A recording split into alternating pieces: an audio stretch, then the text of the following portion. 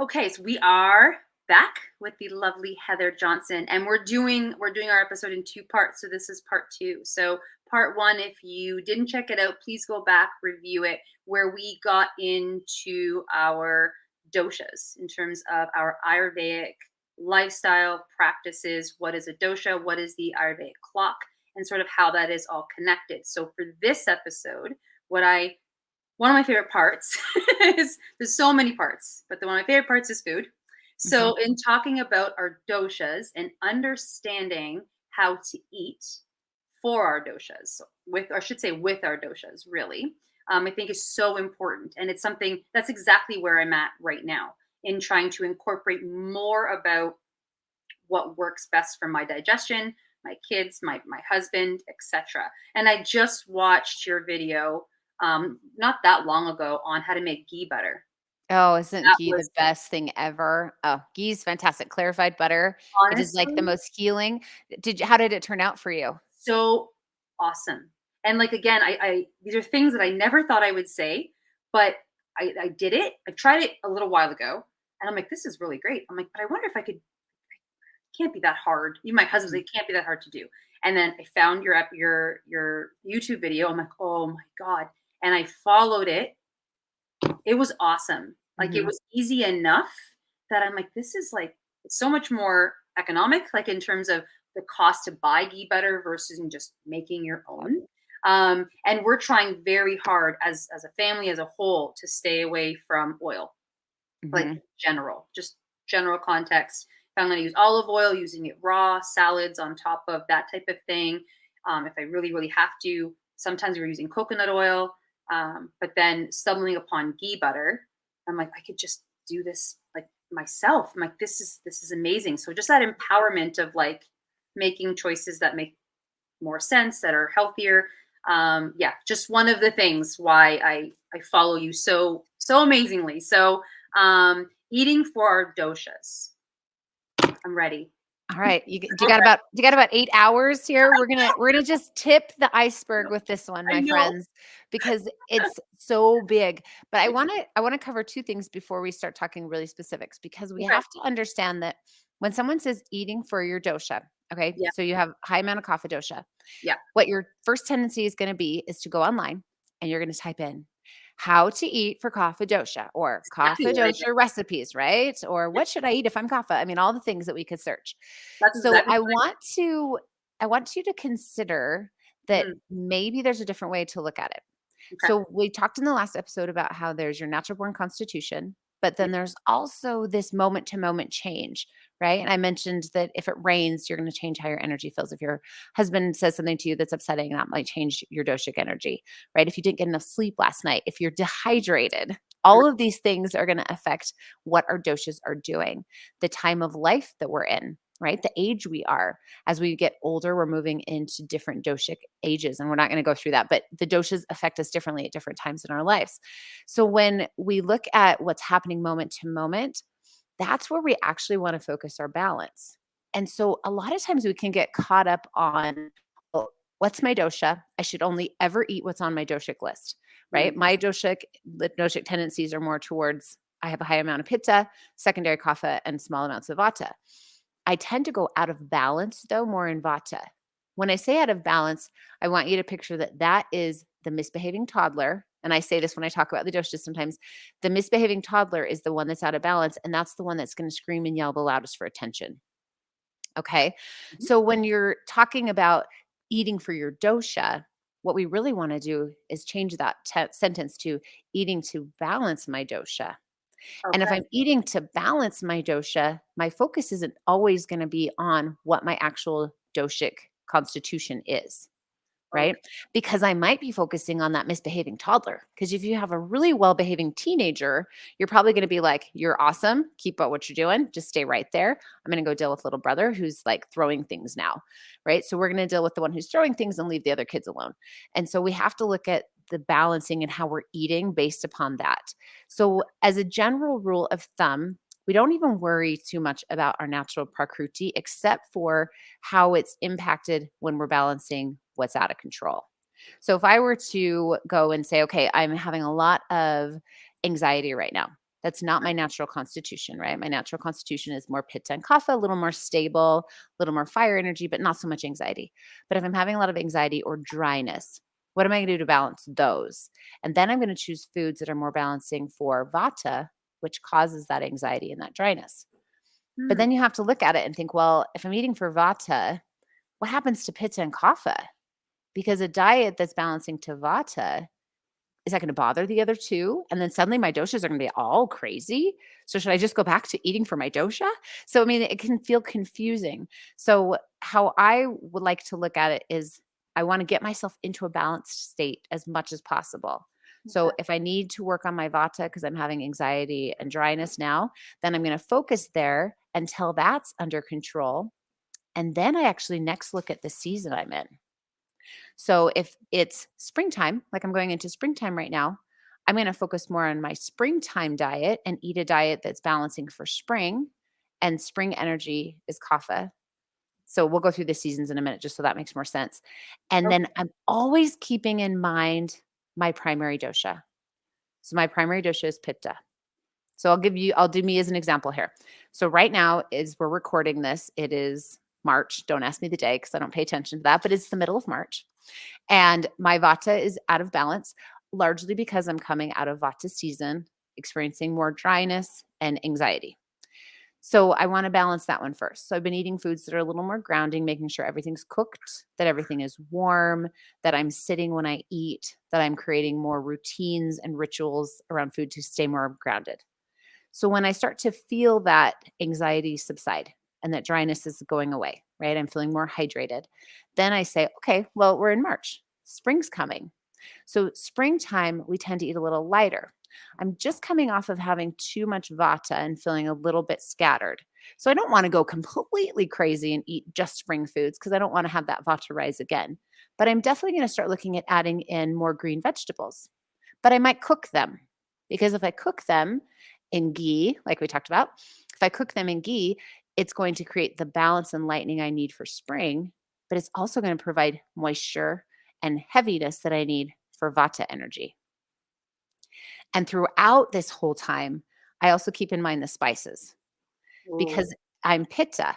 If I'm putting cayenne pepper and hot spices on everything, I'm not going to feel great, right? So I'm going to keep the spiciness at a minimum and just pay attention. Am I feeling more fiery? Is there more heat going on?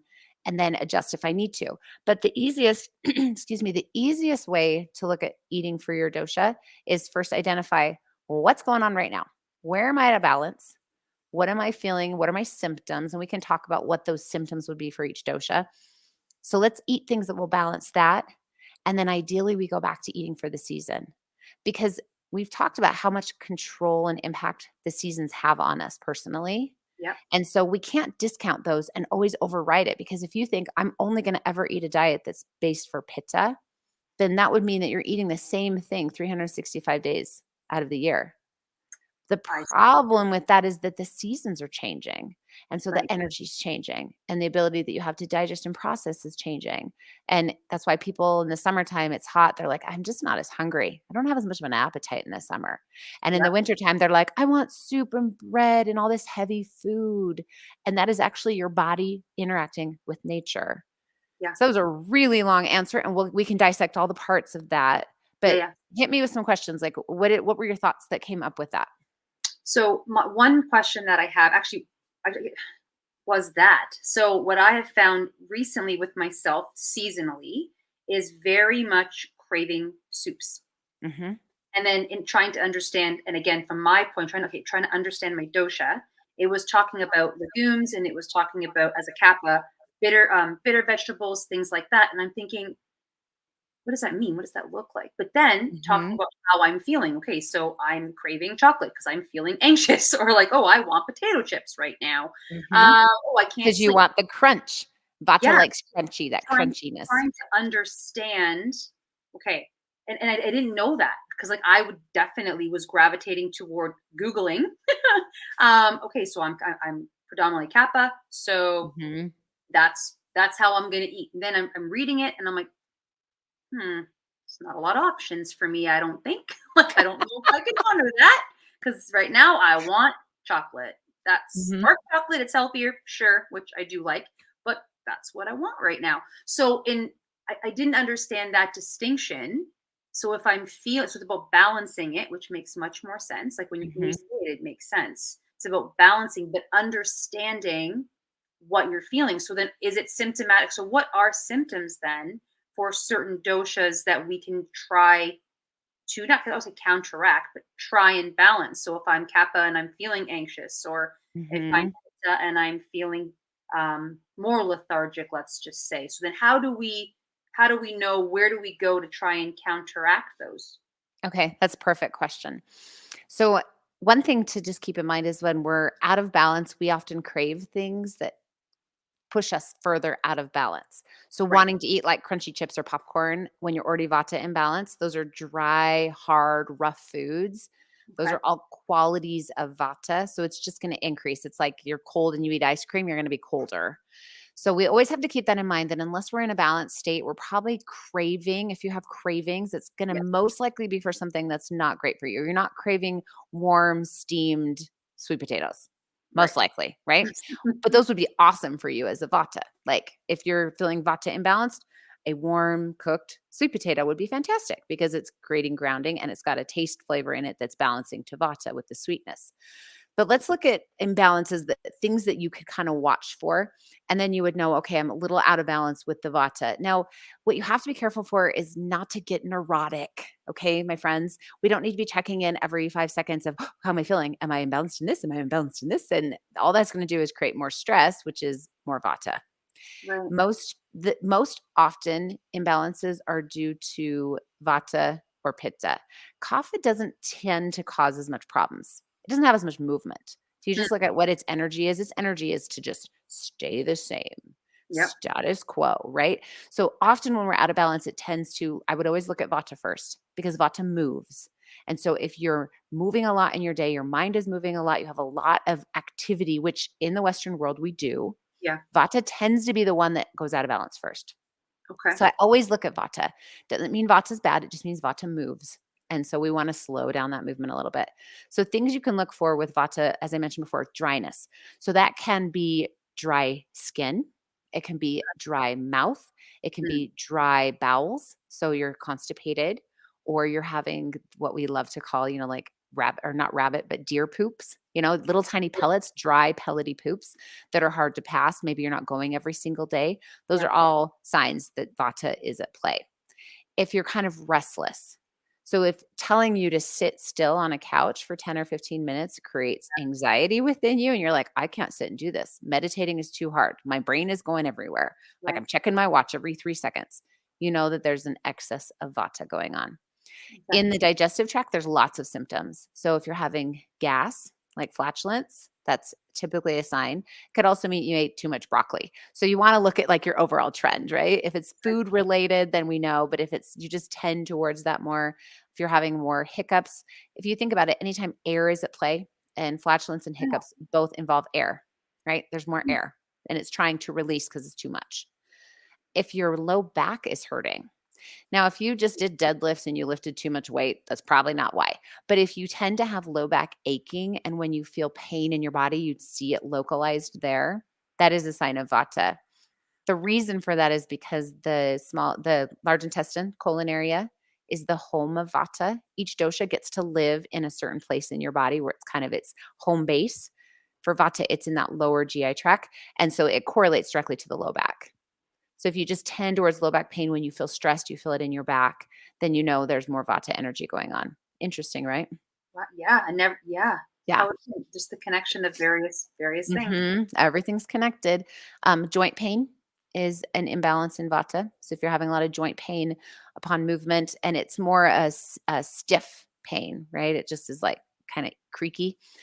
Stiff or sore muscles when you haven't been exercising them a lot, or if you exercise and then they don't recover quickly, that Mm. is vata. It's causing things to not move properly because the movement is too rapid. It's not allowing you to release any of the lactic acid and things that build up in the body. So it just stores it in there. And then your breath. I always like to come back to Mm. breath and speech. If someone is like when your child is excited, so think of like a family member. When they're super excited and jazzed about something and their thoughts are kind of pinging, you see it in their voice, Right. right? And they're like, "Oh my gosh, and then this happened, mom, and then they said this, and then this, and oh," and they're all over the place. They're talking really fast. They tend to not want to hold still. They're moving around a lot, right? And if you watch their breathing, it's usually pretty shallow, Yeah. right? Because they're so quick. Everything's quick and it's staying up here in the chest as opposed to moving down into the belly. So those are all just some basic things.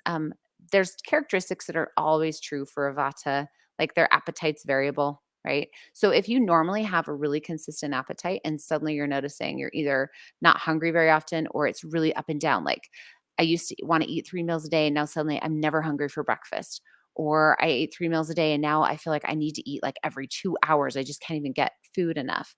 Variability is a vata characteristic because, like flitting from thing to thing, they're not, there's just no consistency there.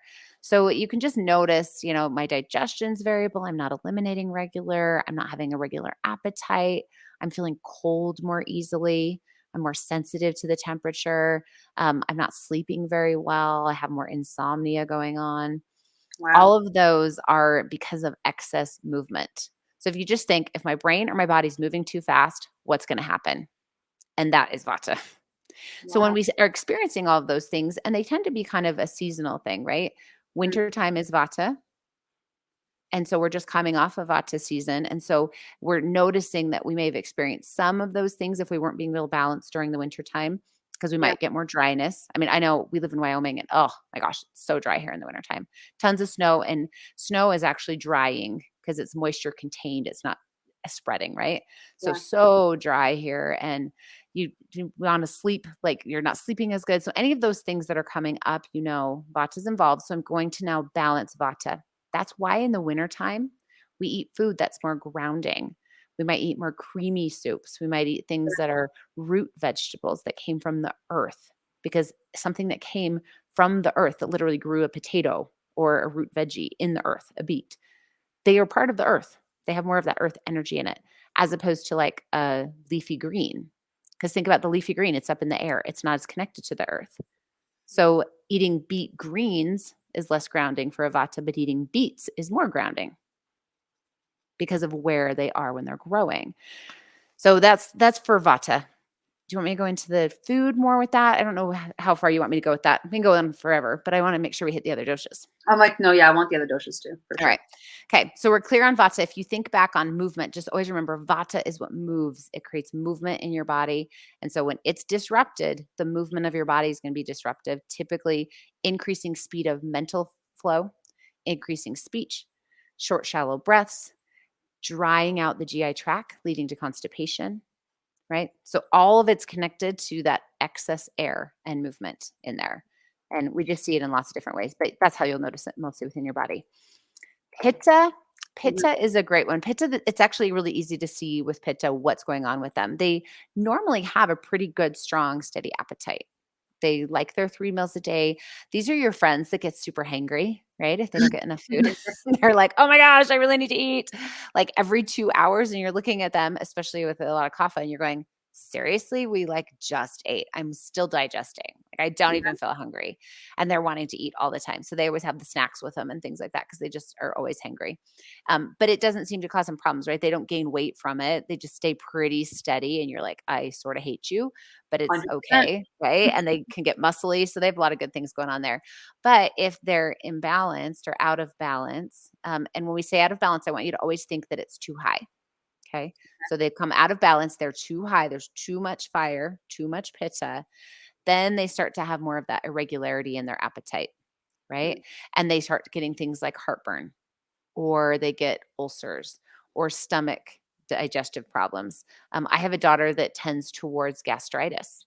And so we actually have to work with that and make sure everything's very scheduled and very structured with her meals, nothing that's going to cause inflammatory situations. And Mhm. for her, her lifestyle has a lot to do with it. She's my youngest, but she's got so much fire. I mean, from the time she was a baby, if somebody tried to hug her, she'd literally hit them. She just is like so intense in every way.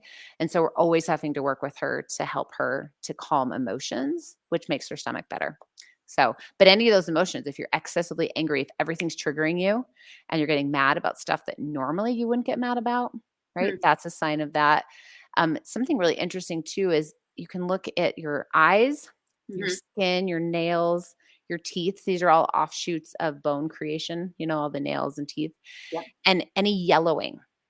So if you're having Mm. yellowing in your teeth, yellowing in your nails, those are all signs that you have too much pitta. And that's usually if it's been going on for quite a while. Like if you've Right. been a long-term fiery person, Mhm. pittas can start getting headaches. Mm. Now you can have different types of headaches. That's like a whole discussion, but that because they're so intense, it's like that I'm thinking so hard headache. You know what I Mm. mean? Yeah. That goes and they get hyper focused. So if you're working on a project and you just can't let it go, and 5, 6 o'clock at night comes around and you're still like, no, I just want to work a little bit longer. And you're staying up burning the midnight oil because you just want to work a little bit longer. And you're waking up in the night thinking about this project and like obsessing about it. That is, and it could be a work project, it could be a home project, it could be a problem that you're trying to solve. But it's that whole, my mind is busy, but it's not busy like a vata where a vata is flitting from thing to thing. Yeah. Pitta is like hyper focused on something. That's why on our last episode, I actually mentioned that what drew you to Ayurveda probably was that vata, right? That, oh my gosh, this is like amazing. It's this new shiny thing. Yep. What dove in though was your pitta. Yeah. 'Cause a vata would have just jumped to something else. They would have stuck with it for like a week and then went, "Oh, new shiny thing, let's move on." But Yep. the pitta is what made you deep dive and continue to deep dive and actually make changes in your life is harnessing those. So you need both, right? Because the vata is what's gonna draw you to these new fun things. Pitta is gonna give you the energy to actually work through it and study and go deep into it. But really for, pittas, like, let's say you start having diarrhea, that would be a digestive symptom of excess pitta, loose bowels because there's too much heat in the body, it's trying to release it through the bowels. If you start getting acne or skin rashes. Wow. So, Yeah. yeah, when you think about what heat can do in your body, it's gonna cause all those things, right? Digestive disturbances, excess bowel movements, skin disorders, because the heat's trying to come out. So if you think of a little volcano inside you, it's gonna come out any way it can, through your words and your emotions, through your skin, through even your sweat. You can get more sweat when you're, high in pitta, and it's gonna be odorous because it's just got more acid in it. It just smells. Pittas tend to smell more when they sweat anyways, but if you've got excess pitta, it's gonna come out in your sweat. People are gonna notice. You will notice. You're like, "Oh my gosh, what's going on here?" Funny. My kids are, again, my husband calls me a cactus, and because I don't drink a lot of water, and I Mhm. really sweat. But my husband does, and my children do. So it's just I giggle because we'll be out like summertime. We've been at the beach, and I'm the my kids are like running and playing in the water, but then they're sweating and they're Mhm. covered in sand. And my husband's playing and he's sweating, and I'm just like, and he Good. just looks at me, goes, and he like walks away, and he packs extra shirts sometimes and change shirts because he gets so embarrassed and he hates it. So just in terms of sweat, like I'm just giggling and probably oversharing family secrets here, but whatever. Um, Just tell them they can't listen to this one, you're fine. and I listen, overshare all the time. I'm just looking at them like, "You guys okay? You want a towel?" And my husband's just shaking his head. He's like, "I just don't understand you." I'm like, "I don't know what to tell you." They're But like, my kids are like, "Sorry." my daughter sometimes she's all sweaty and oh, anyways, continue. Sorry, that's my little side note. But No, anyway, well, and it's so fun though to start seeing how just yeah, different how those tendencies show up in really crazy ways, even in your sweat. Has a yeah, huge difference. So yeah, so pitch is really just that volcanic energy, and when the fire's too high, it's gonna come out however it can. And I know for me, when my pitch is out of balance, I see it more mentally because my digestion is so balanced and strong. I don't normally see it there, but I'll see it in my inability to stop and have fun. Because pittas get so disciplined and hyper focused that the ability to like transition into something that's more relaxed is really hard. And my husband will just tell me, "You're being so intense." He's like, "You need to go take a break." And mhm, he's always right. Like, I feel like our spouses or partners can see us better than us.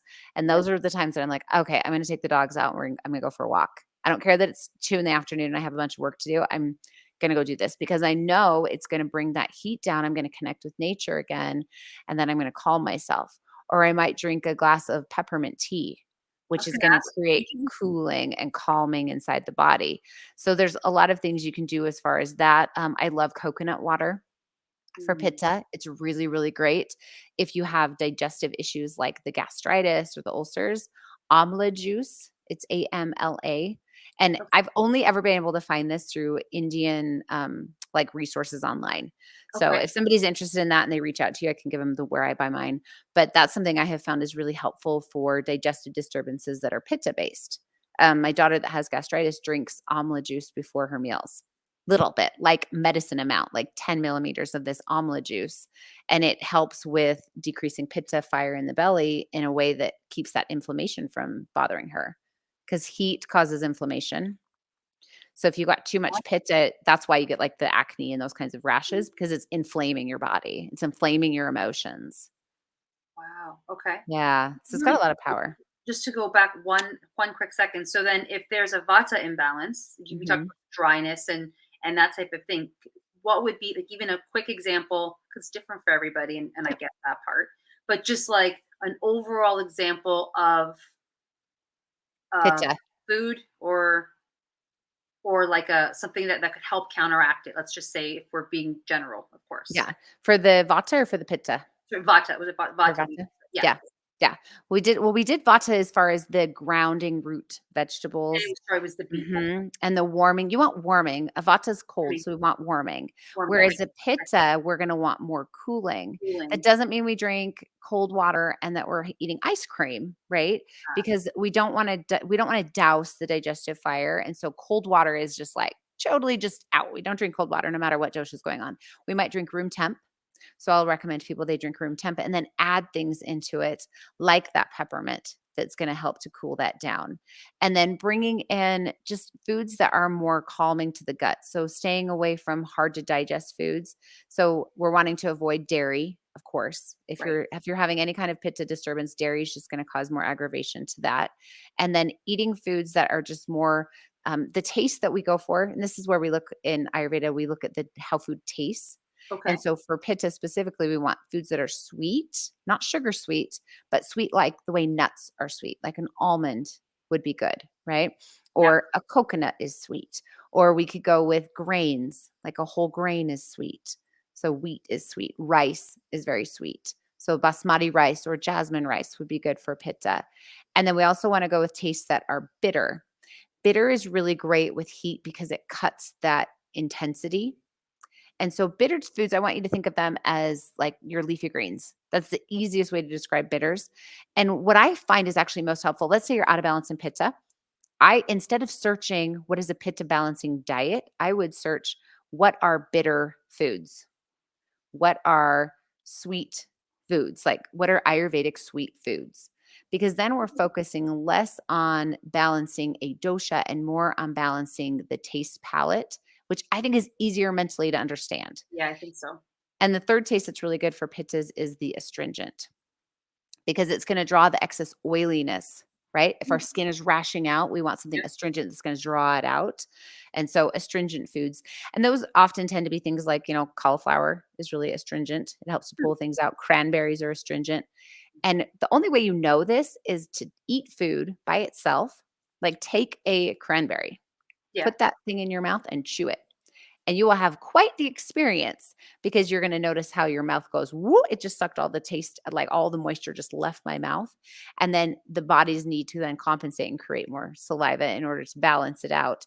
But we're noticing when we eat a food by itself, what it actually does. If you chew an almond long enough, it is so sweet. It might taste bitter at first if you have the skin on it, but after you chew it for a minute, it's sweet. So that's a really great way. And I'm going to jump back to vata to tell the taste for those because I think that will help. Okay. So for vata, we go with tastes that are sweet again, but we want sour and salty as well. Ooh, okay. So I have a really good thing I call the vata tonic, like Okay. a gin and tonic, but it's a vata tonic. And it's when you were talking about having your afternoon slump, Yep. this is something I would have you drink. So it's a drink that's super easy to make and it includes the sweet, the sour, and the salty taste. Because Okay. remember in the afternoon, we talked about this on the last episode, we're in that vata time of day. So we Yeah. want to bring in things that are balancing to vata that will help reduce the vata energy. And Okay. so we make a drink that just has fresh squeezed lemon, pink Himalayan salt, and a little bit of maple syrup, like organic, real maple syrup. So that gives us our sweet, our sour, and our salty in our warm water. and then you just sip on that through the afternoon, and it eases all of that vata energy, and by the time you get to the end of the day, you're like, "Oh, I don't even need all these chips and sweets or cookies or whatever I wanted to crave on because I kept that vata balanced by just sipping, every 15 minutes, I'm having a sip of this throughout the afternoon." So I usually will have that at my desk in the afternoon when I'm working. And even when I'm with clients, I'll have it with me. So it's something that I find is really helpful if you tend to have those afternoon slumpies. And I can share the recipe with you so you can share it with your listeners. That would be amazing. And then so for kappa, now I know you also mentioned that kappa tends to be more like stable in Yes. general, right? Like they tend not to have as many, I guess, like ebbs and flows or more consistency with their diet. But are Mhm. there any overalls like in terms of kappa diet? There definitely is. Well, and what you'll notice more with the kapha is that they tend more towards that stability, but it also creates stuck energy. Yeah. Yep. So accumulation. So there's more of a tendency to gain weight when you have a Mhm. lot of kapha energy. Anytime somebody's gaining weight, we tend to look at, okay, do you have excess kapha going on? If there's no underlying, medical condition that's happening that's causing this weight gain, what's happening? Are we not moving our body? Are you feeling tired all the time, right? Constant drowsiness is a kapha symptom as well. Yeah. And just wanting to sleep, having a hard time waking up in the morning. And that's why I'm so proud of you for getting up early. I know that's something you've been working on and it's difficult, right? Hard. Um, Kaphas can tend to feel cold because they have a little more cold energy, but not as cold as maybe a vata. Vatas get cold really, really, their hands and feet are always cold. But Yeah. kaphas, they just tend to feel more cold if they're out of balance. Yeah. And there's just kind of an overall like heaviness, Yeah. right?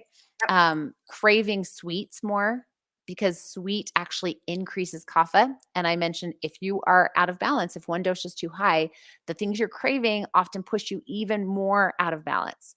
So Yeah. when you're craving sweets all the time and somebody is like carb addicted and like, I just have to have my sweets all the time, that is kapha talking. So if we can start to separate and go, no, that's not me talking. That is my kapha that is talking. And I'm just going to tell it, no, we're not going to have that right now. We're going to be good. Well, We're going to balance that. when you say sweet, is it literal like as in sugar, or when you say sweet, is it also like bread, like carb, So which is sweet, sugar, but well, there's a taste that is okay, sweet, right? okay, And we use that for healing. So for like a vata and a pitta, the sweet taste of natural whole unprocessed foods like the wheats, the rice, the nuts, the chicken and meat is actually a sweet taste. So those are all very healing when they're used properly. Those same foods in excess, whether they've been processed as bread or even just as plain wheat, for a yeah, kapha, if they eat those in excess, they're going to find that that kapha is increased, oh yeah, right? It's too yeah, much. So for kaphas, their taste palette's totally different. Sweet's not one of their balancing tastes. That's why if you are out of balance in kapha and you are craving sweets, you know it is a craving. It is not your body telling you, I really need that, big hunk of white bread. No, it's mhm, not actually needing that. That is your imbalance talking. And we could go into the whole microbiome and like literally it's talking to you. So we just like say, no, it's actually not talking to me. I think instead I might drink some dandelion tea. You're like, really? I can't have my white bread, but I'm going to drink dandelion tea. You are nuts, woman. But it's going to balance you. So for a kapha, we look at the tastes that are bitter, astringent, and pungent. oh Basically, the three most unfavorite tastes in all of Western yes, life, right? Because if you look at it, everyone wants the vata taste. They're like, I want sweet, sour, and salty. That means I can have my chips. Not really. But, those are the taste yeah, palettes we're familiar with. Our mouth is used to it. We know what foods those are. We get yes, into the bitter, pungent, and astringent, and we're like, what? I'm not eating anything. And that's probably why you had that experience of looking up a kapha food list and going, well, that's out the door. I'm not eating any of that stuff. this It's like can't be right. gross This is not food. feeling. It's not good for me. I don't like any of this. Now, we don't have to eat strictly those tastes. You actually need all six for Right. balance. But let's say, okay, so you've got your cute little family and you're making dinner Yep. and you have your different doshas. This is Yep. where everyone gets stressed because they're like, okay, I could figure this out and eat for myself. And I could figure out I'm out of balance in kapha. So I'm going to eat more foods that balance kapha, or I'm out of balance in pitta or vata or whatever. But what happens when I have all these different doshic types and then they're out of balance too? Then what on earth do we eat? Because now I'm just confused and we're just going to go to McDonald's. Okay. Not really. I don't think I've eaten there in like 2 decades, but somebody might want to go to McDonald's. So that's where we come back to the seasonal eating.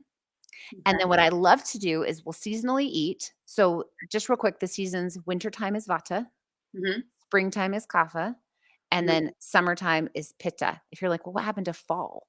Fall's kind of this like merging season because it will depend on where you live and how long that is. So summertime kind of bleeds into fall and fall kind of bleeds into winter. So Yeah. throughout that time frame, we just transition when the weather starts to shift. So we don't view it as its own season. And you'll see it written differently in different places. In traditional Ayurvedic medicine in India, they actually identify 6 different seasonal changes, which Mm. I'm sorry, I have a hard enough time keeping up with 3. I'm not going with 6. We're sticking with 3. It's a little more simple. But we're eating foods that are balancing to that dosha. So all the things we just said about vata, pitta, kapha, the Yeah. tastes that are good for each, the Yeah. types of symptoms of imbalance, what Right. foods would be best, you can eat those to that season. One of my favorite cookbooks that I think people would enjoy is called The Everyday Ayurveda Cookbook by Kate O'Donnell. Okay. It's Oh. fantastic. It has a really great introductory couple of chapters at the beginning that explains Ayurveda real simply, and then she divides up her book by the seasons. So you Okay. basically have a section that says, here are your spring recipes. And she actually does include fall in there. So you can kind of use those depending on where you live. Some of them could go into the summer and some could go into the winter. But it's nice because then you're not so confused. You're like, okay, I'm just going to cook from this section. But then how do we address the individual doshas, right? Of the people we're feeding. Like I have a daughter who's very kapha, has hardly any appetite ever, like literally ever.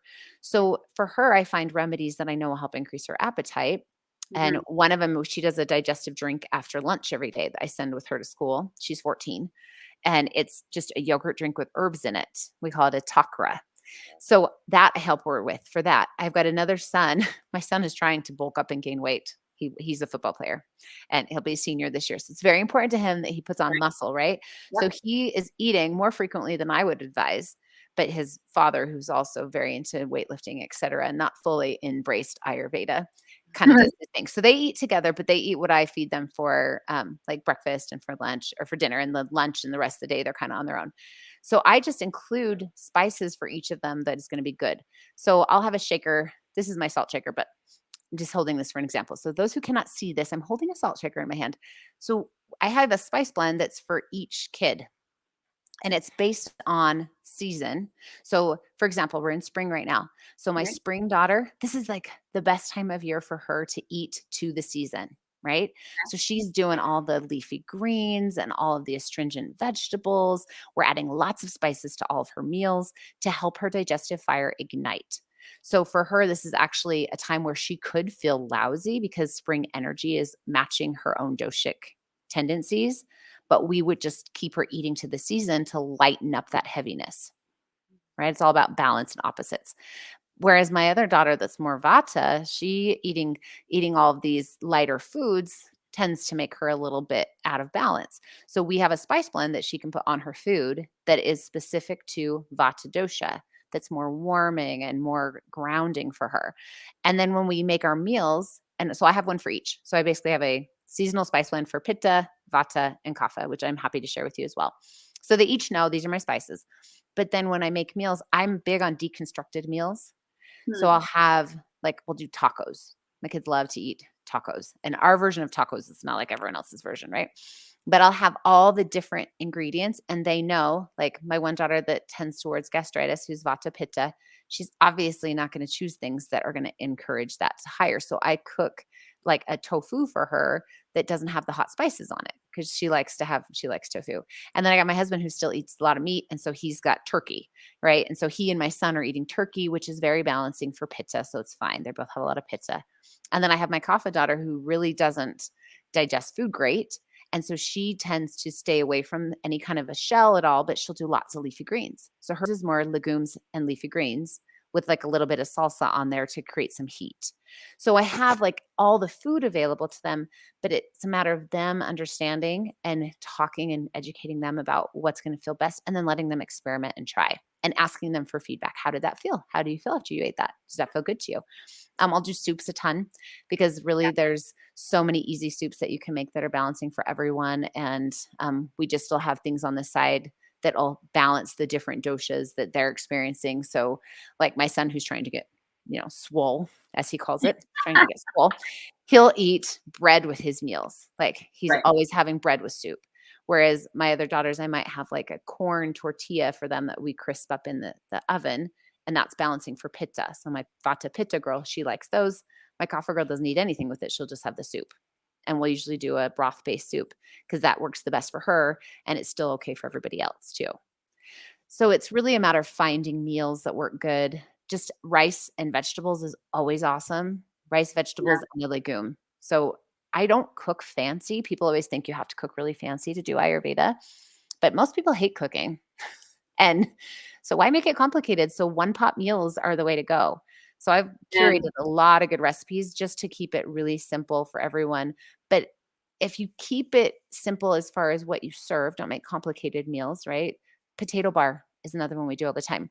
We'll ooh, do Italian night where we have like a garbanzo bean pasta. So then we have some of that astringent in the pasta instead of a heaviness of the wheat. So we'll do that astringency there, and then I'll have different sauces that they can choose from. And so I'll just make a couple different kinds because the marinara sauce, not great for my vata pitta, right? She's already got the heat and the gastritis issues, and tomatoes are really heating. So she would stay away from that. So she does better with more of a like a creamy sauce that I make, and I do a one that's dairy free because dairy's not great for her tummy either. But yeah. then my Kapha girl, marinara all the way, right? Because for her, she needs heat.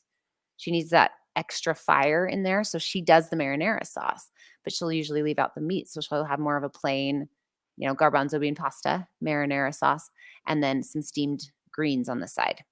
So it's really a matter of figuring out and understanding these are the things that are most balancing for me, but we can all eat the same food. We just might have different ratios. I might spice it a little bit different, right? We might eat more. One person maybe will choose a larger portion of sweet potatoes and a smaller portion of rice. Another person might, it's like it's a way of balancing it out based upon what's best for them. Does And that help at all? I know that's a ton of it- information and it's kind of hard to, you kind of have to start trying it yeah.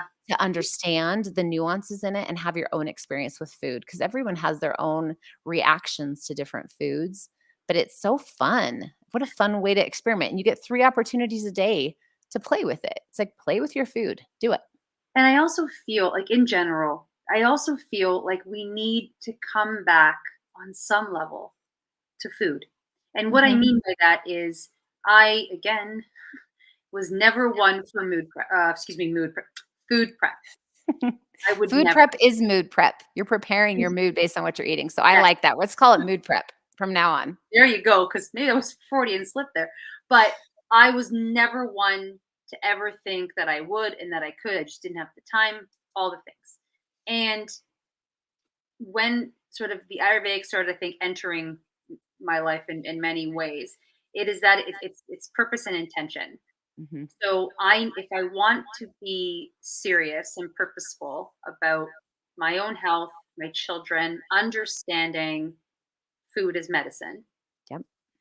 regardless of anything you take away, I think food is medicine. However you approach, and I think it needs time. And I Mhm. think I think you're right. Like it doesn't have to be overly complicated. It can be very simple.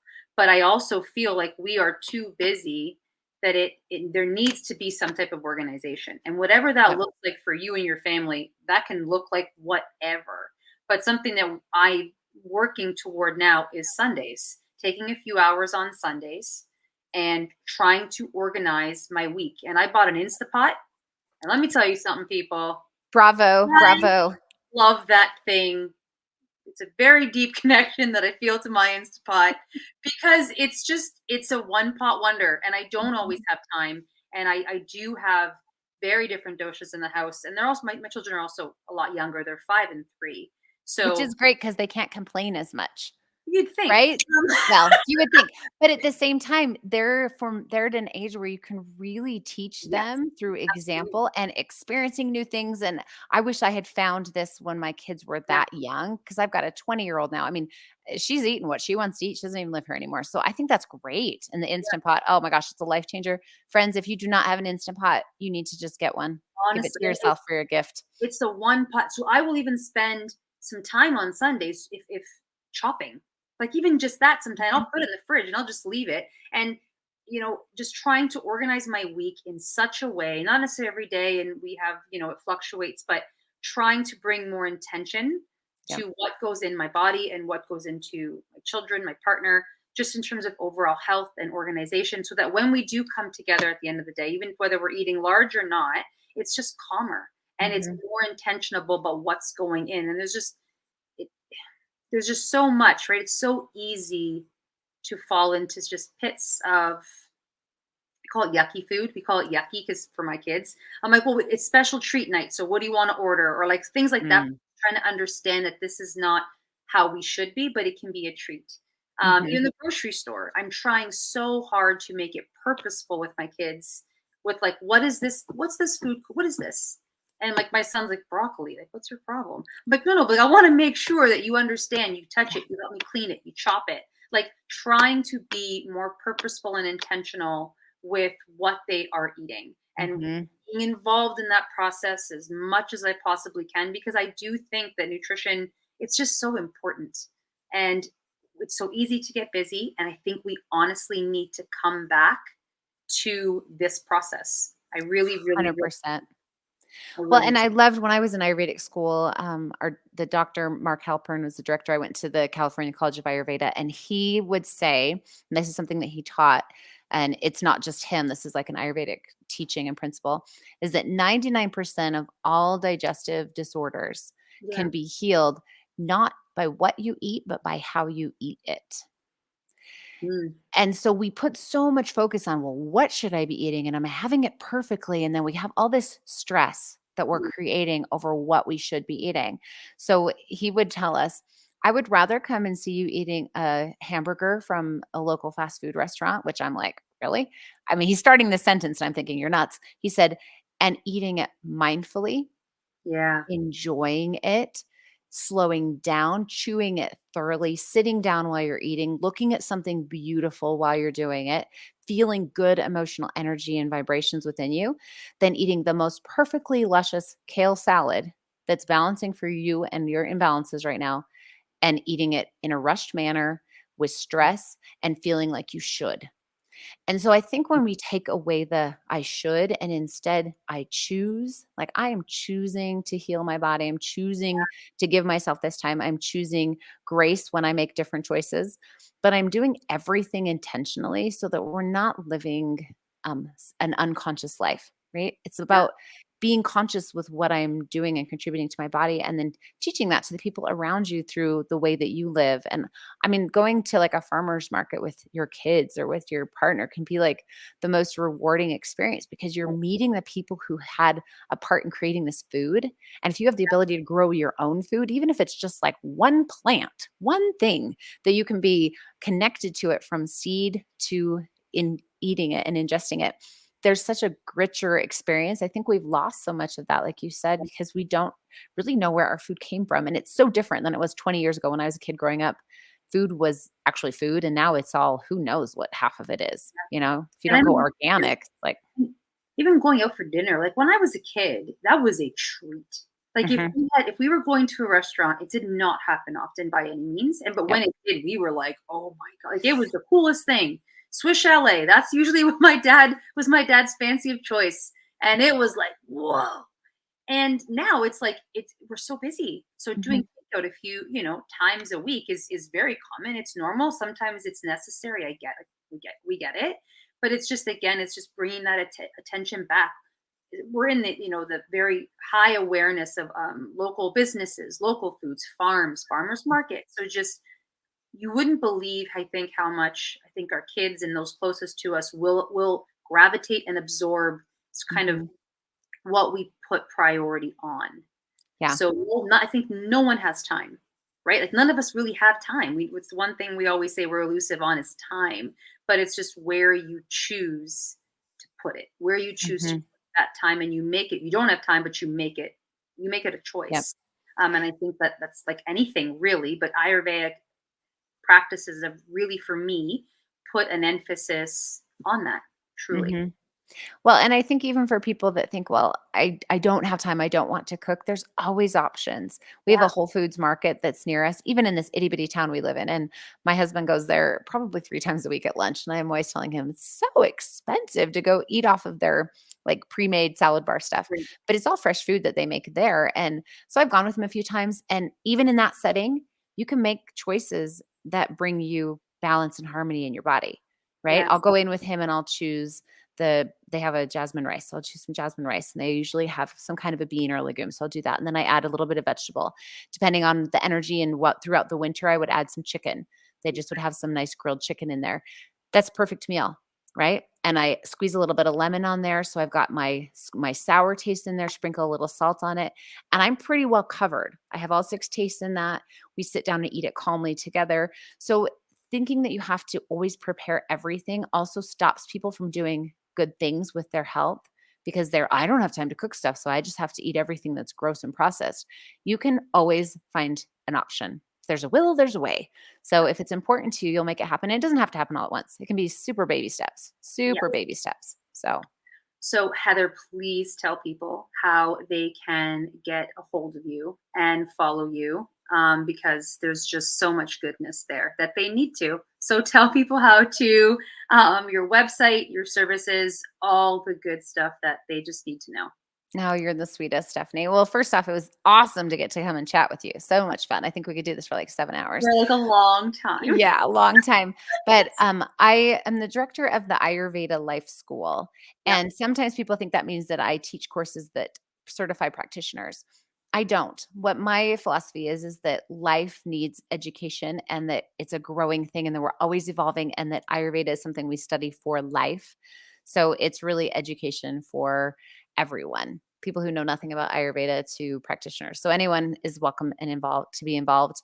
I have a website, ayurvedalifeschool.com, and you can join my newsletter there. I send out a couple emails a week and I try to keep them very informative. So I let you know when my new podcast episodes have dropped. And then I also just like to send you interesting things that are thinking about or new information or whatever's happening. So that's always fun. And then twice a year, I do a seasonal cleanse Yes. with clients, and it's an online but very interactive experience. And I feel like that's a really great way to serve. And then I just have some other offerings on there. You can do a virtual immersion program, and I'm always coming up with things. Starting a book club soon because I've had so many amazing people on my podcast that I just want to share their work more Yeah. fully and be able to do it in an interactive experience. So always lots of stuff, and my podcast is everywhere. So you can just find Ayurveda Life School wherever podcasting is hosted. But it'd be awesome to connect. Well, again, Heather Johnson, I thank you so much. I will put all the links, to get in touch with you in our show notes below and on our website as well. But I thank you so much, my friend, for coming part 1 and part 2. I really appreciate it. So thank you so much. Thanks. It's been my pleasure. Have a beautiful day.